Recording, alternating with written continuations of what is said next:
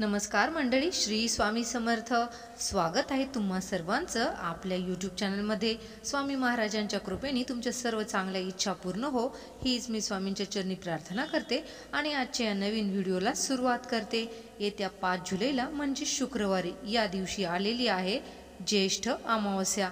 प्रत्येक महिन्यामध्ये अमावस्या ही येते आणि प्रत्येक महिन्याचे महत्त्व हे देखील वेगवेगळं असतं.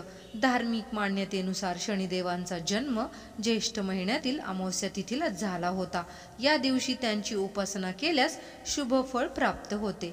तसेच ग्रहदोष आणि पितृदोषांपासून मुक्ती मिळवण्यासाठी हा दिवस अतिशय शुभ मानला जातो. या काळात काही काम केले तर प्रगतीतील अडथळे जे आहेत तर ते दूर होतात. ज्येष्ठ अमावस्येच्या दिवशी साक्षात भगवान विष्णू यांची पूजा केली जाते. त्याचबरोबर हा दिवस माता लक्ष्मी आणि आपल्या पितरांना देखील समर्पित आहे.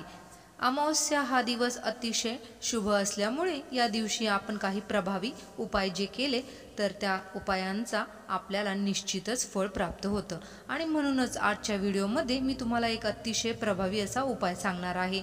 या ज्येष्ठ अमावस्येच्या दिवशी सकाळीच हे एक फळ आपल्या घरामध्ये घेऊन यायचं आहे. हे फळ आणल्याने दारिद्र्य, कर्ज, अडचणी, संकट हे दूर होतील.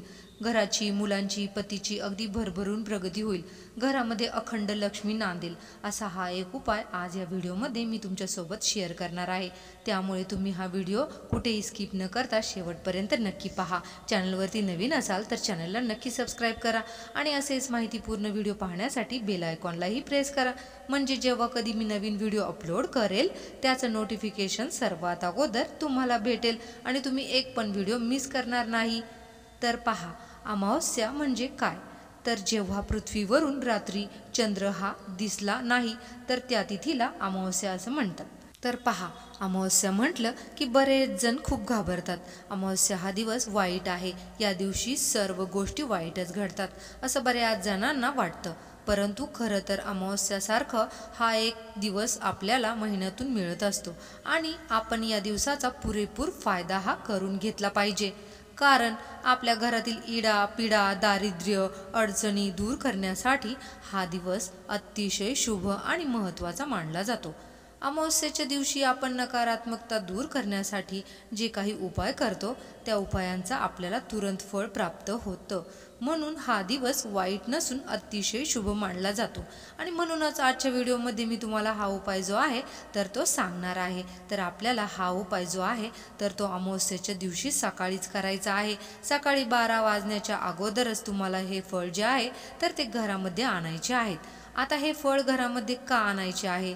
जर आपल्या घरावर कर्ज झालेलं असेल आणि हे कर्ज तुम्ही परत फेडण्याचा भरपूर वेळा प्रयत्नही केला असेल परंतु कर्ज हे तुमचं फिटत नसेल, आपल्या घरामध्ये तेवढे पैसे जे आहेत तर ते कर्ज फेडण्यासाठी येत नसेल, बऱ्याच वेळा आपण भरपूर कष्ट आणि मेहनत करतो परंतु मेहनत करूनही आपल्या कष्टाला आणि मेहनतीला नशिबाची साथ मिळत नाही. यामुळे आपल्याला आर्थिक तंगी जी आहे तर ती जाणवू लागते आणि यामुळे कर्ज जे आहे तर ते वाढत जातं. हा उपाय केल्याने आपल्या घरामध्ये पैसे येण्याचे मार्ग जे आहेत तर ते सर्व काही मोकळे होतील आणि यामुळे घरातील दरिद्रता जी आहे तर ती पूर्णपणे नष्ट होईल. हे फळ आपल्या घरात आणल्याने घरातील अनेक अडीअडचणी, इडापिडा जी आहे तर ती संपूर्णपणे नष्ट होईल आणि आपल्या घराची, मुलांची, पतीची अगदी भरभरून प्रगती होईल. म्हणून तुम्हाला या अमावस्येच्या दिवशी सकाळी 12 वाजण्याच्या अगोदरच आपल्या घरामध्ये धोत्र्याचं एक फळ जे आहे तर ते घेऊन यायचं आहे. धोत्र्याचं फळ याला धतुरा सुद्धा म्हटलं जातं. तर हे धोत्र्याचं फळ जे आहे तर ते अमावस्येच्या दिवशी तुम्हाला कुठल्याही फुलांच्या दुकानामध्ये भेटून जाईल किंवा तुमच्या घराजवळ एखादं झाड असेल तर त्या झाडाचं सुद्धा तुम्ही हे फळ आणू शकता. अमावस्येच्या दिवशी धोत्र्याच्या फळाचा उपाय करायला विशेष महत्त्व दिलं जातं. या दिवशी हे फळ आपल्या घरात आणलं तर आपल्या घरामध्ये असणाऱ्या सर्व अडीअडचणी ज्या आहेत तर त्या दूर होतात. तर हे एक फळ आपल्याला घरी आणायचं आहे. फळ आणताना त्या फळाला देठ असायला हवं. देठाचंच फळ तुम्हाला आणायचं आहे. स्वच्छ पाण्याने धुवून काढायचं आहे. एक प्लेट घ्यायची आहे. प्लेटमध्ये चमचाभर हळद टाकायची आहे.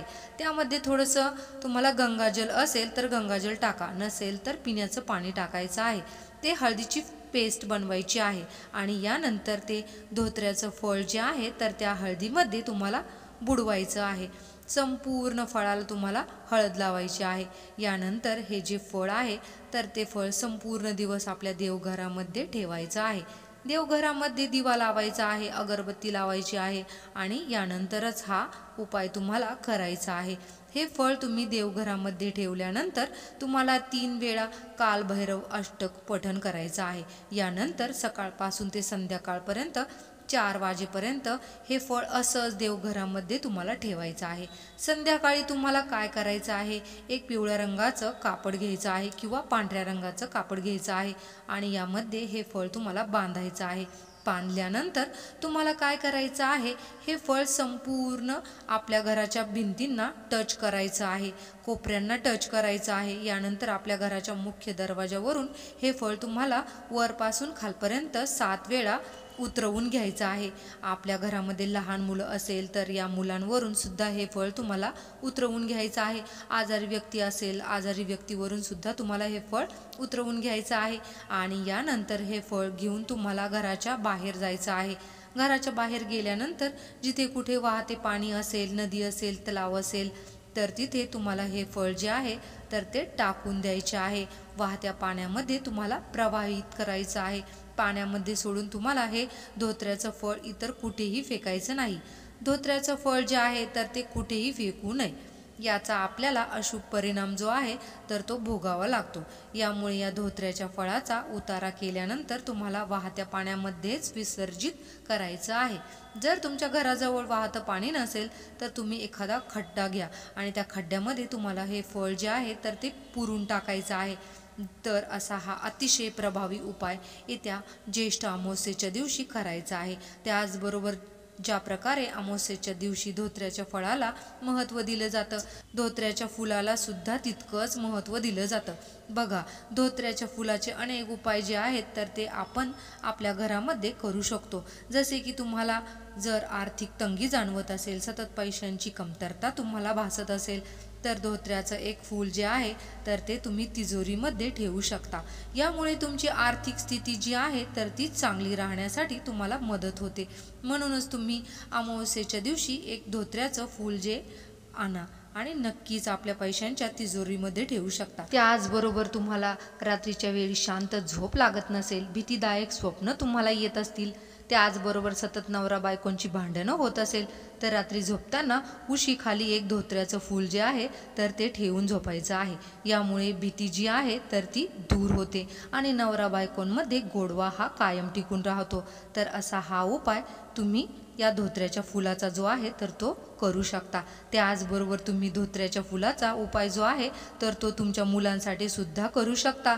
जर मुलं अभ्यास करत नसेल, मुलांच्या लक्षात राहत नसेल तर मुलांना ज्ञानवृद्धी व्हावी असं तुम्हाला वाटत असेल तर एक धोत्र्याचं फूल हे तुम्हाला मुलांच्या पुस्तकात ठेवायचं आहे। जरी हे फूल वाळलं तरीही तुम्ही पुस्तकामध्ये ठेवू शकता। हे फूल जे आहे तर ते पुस्तकांमध्ये ठेवल्यामुळे ज्ञानवृद्धी होण्यासाठी मदत होते। तर अशा पद्धतीने आपल्याला या धोत्र्याच्या फळाचा उपाय करायचा आहे आणि जे काही फुलांचे उपाय सांगितले ते सुद्धा तुम्ही इतर दिवशी करू शकता। व्हिडिओ तुम्हाला आवडला असेल तर लाईक करा, चॅनलवरती नवीन असाल तर सबस्क्राईब करा आणि हा व्हिडिओ आपल्या मित्रपरिवारांसोबत शेअर करा। चला तर मग भेटूया अशाच एखाद्या नवीन व्हिडिओसह। तोपर्यंत सर्वांना श्री स्वामी समर्थ। जय जय स्वामी समर्थ।